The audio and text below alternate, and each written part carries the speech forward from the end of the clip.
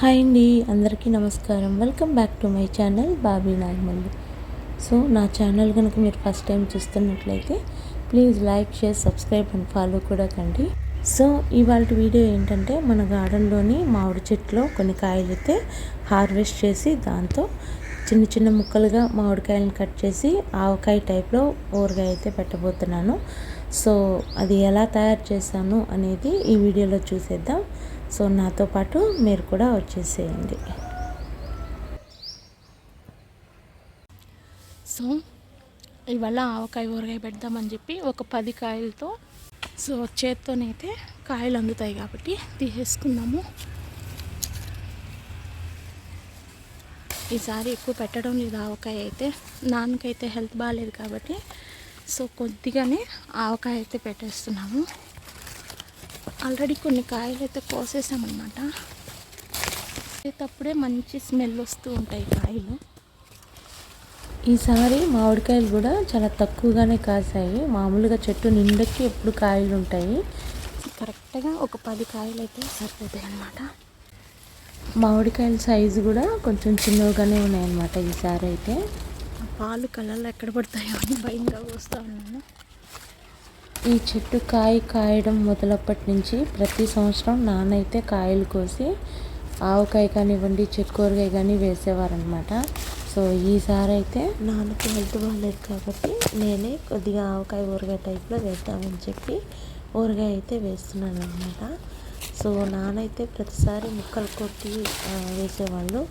ఈసారి నేను చిన్న చిన్న ముక్కలుగా అయితే ఈసారి ఈ కాయలతోనే మేము మామిడికాయ ఊరగాయ, తొక్కు పచ్చడి, అలాగే చెక్కూరగాయ కూడా వేసుకునే వాళ్ళము.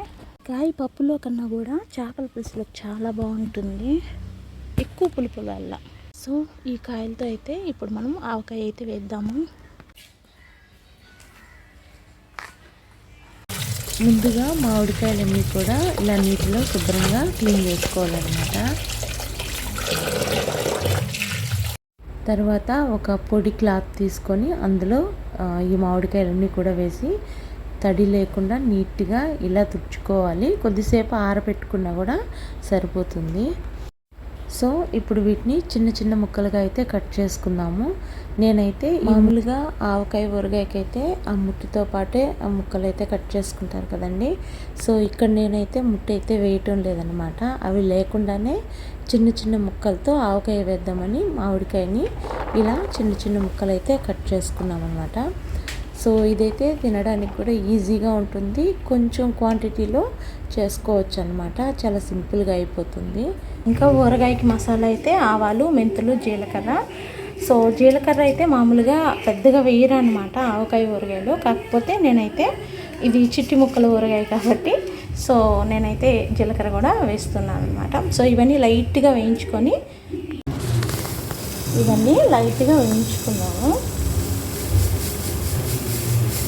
ఎక్కువ అవసరం లేదు, జస్ట్ లైట్గా వేయించుకుంటే సరిపోతుంది అనమాట. ఇవి మనం వేయించేటప్పుడే మంచి స్మెల్ అనేది వస్తుందన్నమాట. సో అప్పుడు అవి బాగా పట్పట అనేంత వరకు సో అప్పుడు స్టవ్ ఆఫ్ చేసుకుంటే సరిపోతుంది. నేనైతే కొంచెం ఎక్కువ ఆవాలు, మెంతులు అవి తీసుకున్నాను. ఇవి మొత్తం వేసాను అనమాట. కొద్దిగా వేరే దానికి కూడా ఉంటుందని చెప్పి నేనైతే ఎక్కువ మొత్తంలో తీసుకున్నాను. మనం పచ్చి మెంతుల పొడి కూడా వేసుకోవచ్చు, కానీ ఇలా లైట్గా చేసుకుంటే మనకు మసాలా అనేది టేస్టీగా ఉంటుందన్నమాట. ఆవకాయలో గ్రేవీ ఉంటుంది కదండి, సో అదనమాట. సో ఇప్పుడు ఇవైతే పొడి కొట్టుకున్నాను.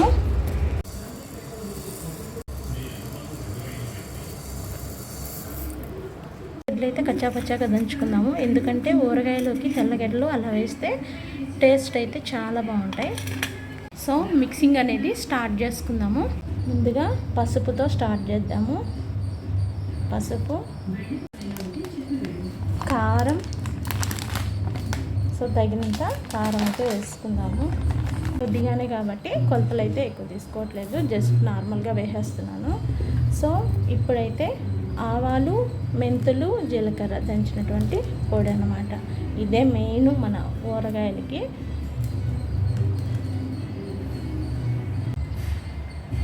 ఇప్పుడు ఇంగువ కూడా యాడ్ చేసేసుకున్నాము. అన్నీ పచ్చివే అన్నమాట, ఏవి ఆయిల్లో ఫ్రై చేయకుండా చేస్తున్నాము. ఇప్పుడు సాల్ట్, ఉప్పు తగినంత అయితే వేసేసుకున్నాము. ఇవన్నీ బాగా మిక్స్ చేసుకోవాలి.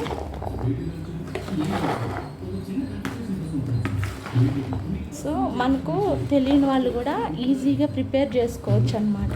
సో అప్పట్లో అంటే అమ్మ వాళ్ళు పెట్టేవాళ్ళు.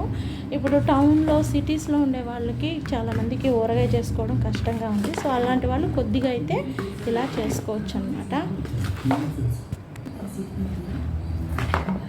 ఇప్పుడు తెల్లగడ్డ అయితే వేసేసుకుందాం. ఇది కచ్చాపచ్చాగా దంచుకున్నాం కదండి, అదనమాట. సో మీరు డైరెక్ట్గా కూడా అలాగే వేసుకోవచ్చు, కాకపోతే నేను కొద్దిగా కచ్చాపచ్చాగా దంచాను. టేస్ట్ వైజ్, స్మెల్ వైజ్ కూడా చాలా బాగుంటుంది. మళ్ళీ ఒకసారి బాగా మిక్స్ చేసుకున్నాను. చూడ్డానికి కూడా చాలా కలర్ఫుల్గా అయితే కనబడుతూ ఉందన్నమాట. ఆల్రెడీ మొన్న ఒకసారి ఒక 10 కాయలు అయితే వేసాను, అదైతే అక్కకిచ్చి పంపించాను అనమాట. సో ఇది అన్న అడిగారని చెప్పి మళ్ళీ వేస్తూ ఉన్నాను. సో ఇప్పుడు ఫైనల్గా ఆయిల్ అయితే వేసేసుకుందాము. సో ఆయిల్ అయితే నేనైతే గ్రౌండ్ నట్ ఆయిల్ తీసుకుంటున్నాను, అదేనండి శనగ నూనె. సో ఇప్పుడు బాగా ఒకసారి మిక్స్ చేసుకున్నాము. ఎలా ఉందో సేమ్ ఇదే ప్రాసెస్ అండి ఆవకాయకి కూడా. ఆవకాయ అంటే మనం కాకపోతే ముట్టితో కూడా కొట్టుకుంటాం కదండి ముక్కలు అయితే. సో టెంక అంటారు, మా సైడ్ అయితే ముట్టని కూడా అంటారు అనమాట. ఇదైతే నేను ముక్కలు లేకుండా ముక్కలతోనే చేసుకున్నటువంటి ఆవకాయ అనమాట ఇది. సో ఇది కూడా సేమ్ అదే టేస్ట్ ఉంటుంది, కాకపోతే మనకు ఈజీగా చిన్న ముక్కలు కాబట్టి సర్వ్ చేసుకోవడానికి చాలా ఈజీగా ఉంటుంది అనమాట. సో చిట్టి ముక్కల ఆవకాయ నేను పెట్టే పేరు, చిట్టి ముక్కల ఆవకాయ అనమాట. సో రెడీ అయిపోయింది, ఈజీగా మనం ప్రిపేర్ చేసుకోవచ్చండి. చూసారా చాలా కలర్ఫుల్గా ఉంది. ఊరగాయ పెట్టే లోపలే కోతల సైన్యం మొత్తం కూడా వచ్చేసిందనమాట. సో మీకు చూపిస్తాను రండి అవి ఎలా చేస్తున్నాయో.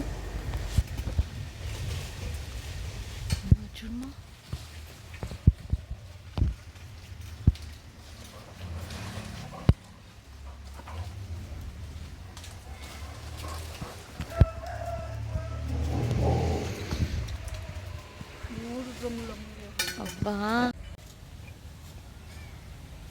రాళ్ళు చేసిన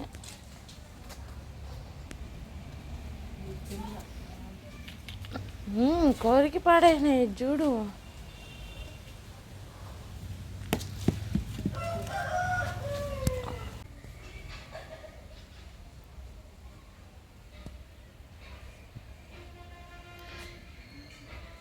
ఇప్పుడు చెట్టు ఫుల్గా ఉండే కాయలు ఇది లేవన్నమాట. ఈ ఒక్క కొమ్మకు మాత్రమే ఉన్నాయి మామిడికాయలు. ఇప్పుడే హార్వెస్ట్ చేసి తీసుకెళ్ళే కాయలన్నీ ఇంత లోపల కోతలు వచ్చేసాయి. చూసారు కదండి, ఇదండి ఇవాళ వీడియో. ఈ వీడియో కనుక మీకు నచ్చినట్లయితే please like, share, subscribe and follow కూడా కండి. So thank you for watching Bobby Nagamalli channel. Next వీడియోలో కలుద్దాం, అంతవరకు బాయ్.